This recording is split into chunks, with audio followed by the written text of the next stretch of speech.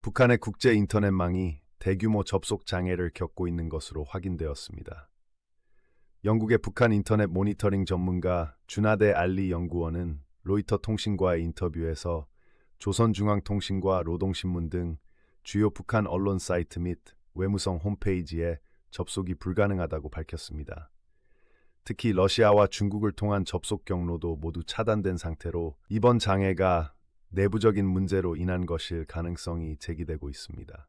북한의 인터넷 접속 장애 원인에 대해 전문가들은 의도적인 차단인지 우발적인 기술적 결함인지 단정하기 어렵다고 분석했습니다.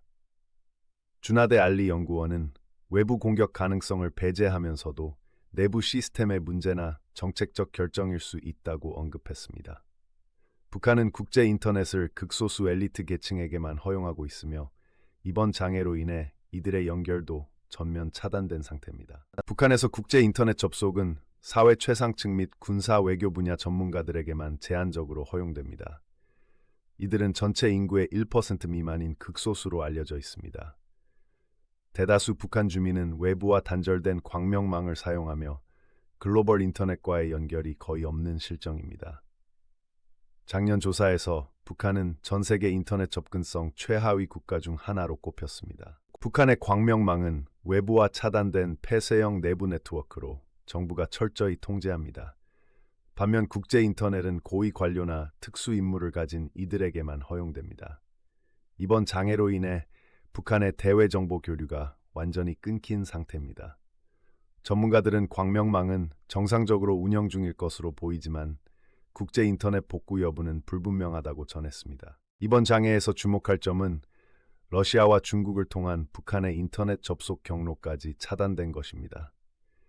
이 두 국가는 북한의 주요 외교 동맹국으로 기술적 지원을 해왔던 것으로 알려져 있습니다. 접속 경로 차단이 북한의 자체 결정인지 아니면 러시아, 중국의 협력 차단인지 여부는 아직 밝혀지지 않았습니다.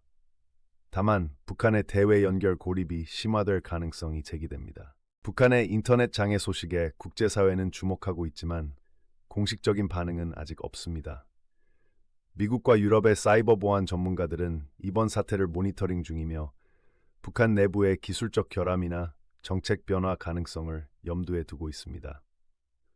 한편 북한 주민들의 반응을 확인할 수 없는 만큼 장애의 실질적 영향은 파악하기 어려운 상황입니다. 북한의 인터넷 장애는 이번이 처음이 아닙니다.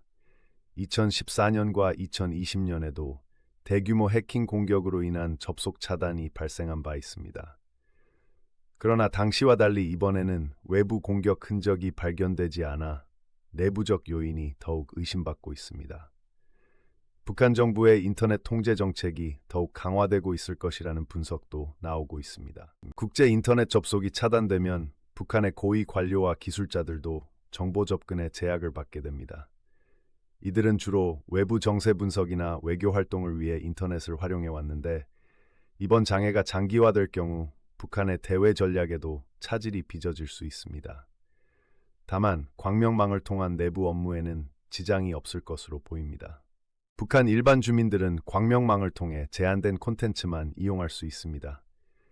정부 승인받은 뉴스, 교육자료, 내부 메신저 서비스 등이 주를 이루며 외부 세계와의 소통은 불가능합니다. 이번 국제 인터넷 장애가 광명망에까지 영향을 미치진 않았지만 북한 주민들의 디지털 격차는 여전히 극심한 상태입니다. 북한의 인터넷 접속 장애가 언제 해결될지는 불투명합니다. 전문가들은 북한 정부가 자체적으로 문제를 진단하고 복구할 것으로 예상하지만 의도적인 차단일 경우 장기화될 수도 있다고 지적합니다.